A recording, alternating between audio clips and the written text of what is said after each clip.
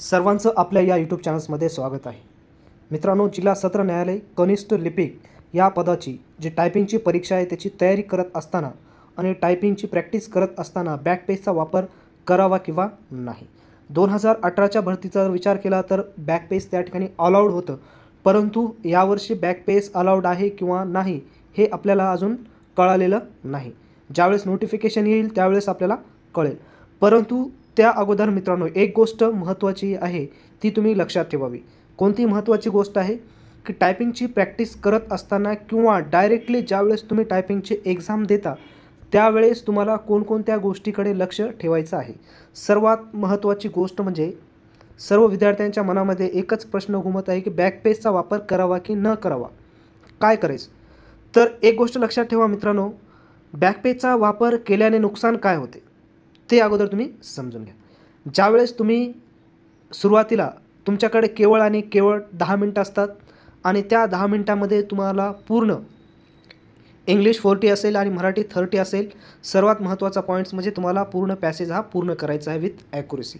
आणि त्यावेळेची कंडिशन मित्रांनो, तुम्ही जर या अगोदरची एक्झाम दिली नसेल तर तुम्हाला माहीत नसेल, परंतु ज्या विद्यार्थ्यांनी एक्झाम दिलेली आहे टायपिंगची, स्वतः जाऊन त्यांना विचारा, त्यांना चांगल्या प्रकारचा अनुभव आहे. त्यावेळेची कंडिशन ही वेगळी असते. ब्लड प्रेशर हा सर्वच विद्यार्थ्यांचा हाय झालेला असतो, वाढलेला असतो. आपण प्रॅक्टिस भरपूर केलेली असते तरी पण आपले बोटं हे आपण ए दाबायला जातो पण आपला बोट बीकडे जातो. ही त्यावेळेची कंडिशन असते. अशा वेळेच्या कंडिशनच्या वेळेस पूर्ण बर्डनच्या वेळेस आपल्याला 10 मिनटामध्ये माइंड सायलेंट ठेवून आपल्याला तो पॅसेज कंप्लीट करायचा असतो. मग अशा वेळेस आपण बॅकपेजचा वापर करणार का? काय होते बॅकपेजचा वापर केल्यानं? मित्रांनो, फक्त आपला टार्गेट एकच असला पाहिजे. ज्यावेळेस आपण टायपिंगला स्टार्ट म्हणल्याबरोबर ज्यावेळेस सुरुवात करतो डायरेक्ट आपण एंडिंगच केलं पाहिजे. कोणत्याही बॅकपेजचा ॲरोकीचा वापर करता कामा नये.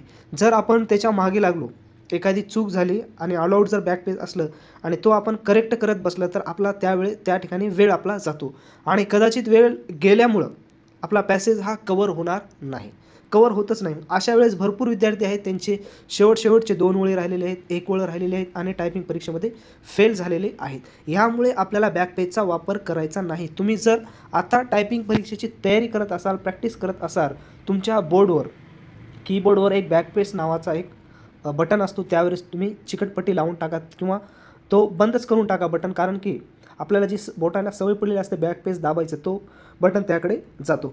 त्याचं नुकसान एवढंच आहे की आपल्याला पॅसेज कंप्लीट करण्यासाठी अडचण येते, लवकर कंप्लीट होत नाही किंवा वेळ जास्त लागतो. त्याच्यामुळं आपला त्या ठिकाणी नुकसान होते. म्हणून आपली प्रॅक्टिस ही कन्फर्म असली पाहिजे. कन्फर्म म्हणजे चांगल्या प्रकारची तयारी असेल तरच आपला पॅसेज हा कवर होतो. कारण बरेच विद्यार्थी चांगल्या प्रकारचे टायपिंग करणारे आहेत मित्रांनो. आपण भ्रमामध्ये असतो, विद्यार्थ्यांना पॅसेज कवर होत नाही, इंग्लिशचा कवर होत नाही, मराठीचा कवर होत नाही. फक्त आपण संभ्रमामध्ये असतो. प्रत्यक्षात ज्यावेळेस आपण बघतो की बाजूचे विद्यार्थी किती स्पीडने, किती फास्टने माइंड सायलेंट ठेवून टायपिंग करतात, त्यावेळेस आपल्याला कळते की खरंच यांची स्पीड ही जास्त आहे.